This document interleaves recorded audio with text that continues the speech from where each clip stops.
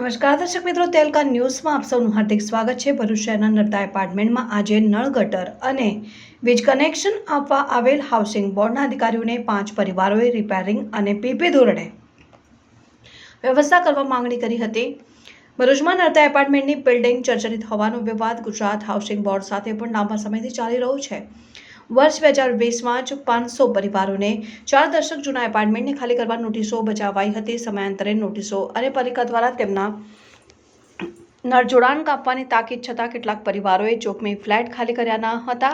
ભરૂચ પાલિકા એક સત્તાવાર યાદી જાહેર કરી દર વર્ષે જર્જરિત ઇમારતના માલિકોને પોતાનું મકાન ખાલી કરી ઉતારી લેવા નોટિસો તો આપે છે, પણ આ નોટિસ બાદ પાલિકા પોતાની જવાબદારી પૂર્ણ થવાનો સંતોષ માની રહે છે। ગતરોજ ગુજરાત હાઉસિંગ બોર્ડ દ્વારા ફરી જર્જરિત મિલકત ધારકોને નોટિસ આપવામાં આવી હતી, પરંતુ દર વર્ષની જેમ મિલકત ધારકોએ મિલકતો ખાલી નહીં કરી જાનહાનિ નહીં થાય તે માટે ચોમાસામાં કોઈ ઘટના નહીં તે હેતુથી આજરોજ પાલિકા અને હાઉસિંગ બોર્ડના અધિકારીઓ સાથે નર્મદા એપાર્ટમેન્ટ ખાતે પહોંચ્યા હતા અને જર્જરિત મિલકતોના નળ ગટર અને વીજ કનેક્શનો કાપીને મકાનો ખાલી કરાવવા પ્રયત્ન કરવા માટે ગયા હતા અને જ્યાં આગેવાનો અને સ્થાનિકો બેઠક કરવામાં આવી હતી ને જર્જરિત મિલકત બાબતે ચર્ચા કરવામાં આવી હતી, તો બીજી તરફ ગુજરાત હાઉસિંગ બોર્ડ દ્વારા ગતરોજ નોટિસ આપી હતી ને નળ ગટર અને વીજ કનેક્શન કાપવાની કાર્યવાહી સામે વિરોધ નોંધાવ્યો હતો અને આગેવાનો અને મિલકત ધારકોએ રિપેરિંગ અને પીપી ધોરણે અને વૈકલ્પિક વ્યવસ્થા માટે સહમતિ બતાવી હતી।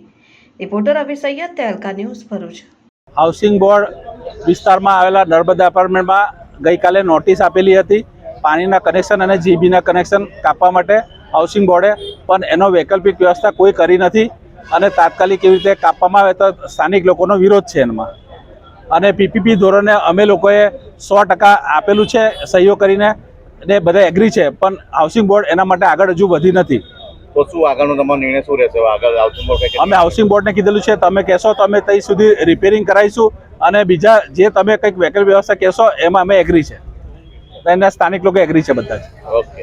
નગરપાલિકા વિસ્તારમાં આવેલ ગુજરાત હાઉસિંગ બોર્ડની મિલકતો જે જર્જરિત થયેલ છે અને એમાં કોઈ જાનહાનિ ના થાય, ચોમાસાની દરમિયાન કોઈ મિલકત પડે નહીં એ માટે મિલકતો ખાલી કરી અને તોડવી જરૂરી હોય। અગાઉ પણ હાઉસિંગ બોર્ડની સાથે આ બાબતે ચર્ચા વિચારણા થયેલ હતી। હાઉસિંગ બોર્ડના અધિકારીશ્રીઓ અમારી સાથે મિટિંગ કરેલ હતી।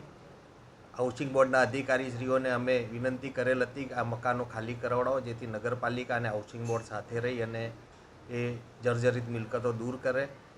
આજ રોજ હાઉસિંગ બોર્ડના અધિકારીશ્રીઓ અને અમે જે મિલકત ધારકો જે છે એમના નળ ગટર અને લાઇટના કનેક્શનો કાપી અને મકાનો ખાલી કરાવડાવવા માટેનું પ્રયત્ન કરવા માટે સ્થળ ઉપર ગયેલ હતા।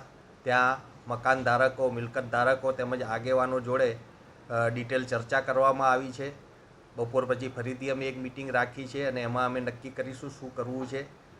એ લોકોની મૂળ રજૂઆત એવી છે કે હાઉસિંગ બોર્ડ સાથે રહી કો તો રીડેવલપમેન્ટની અંદર એમને વ્યવસ્થા કરી આપે અથવા જોડે રહી કઈ રીતના એને રિપેરિંગ થઈ શકે એ અંગેની રજૂઆત છે, જે બાબતે હાઉસિંગ બોર્ડના કાર્યપાલક ઇજનેરશ્રી પણ આજે જોડે હતા, એમને પણ સાથે રાખવામાં આવેલ છે અને આગેવાનોને જોડે રાખી અને આનો શું રસ્તો નીકળી શકે એ માટે અત્યારે ચર્ચા વિચારણા ચાલુ છે।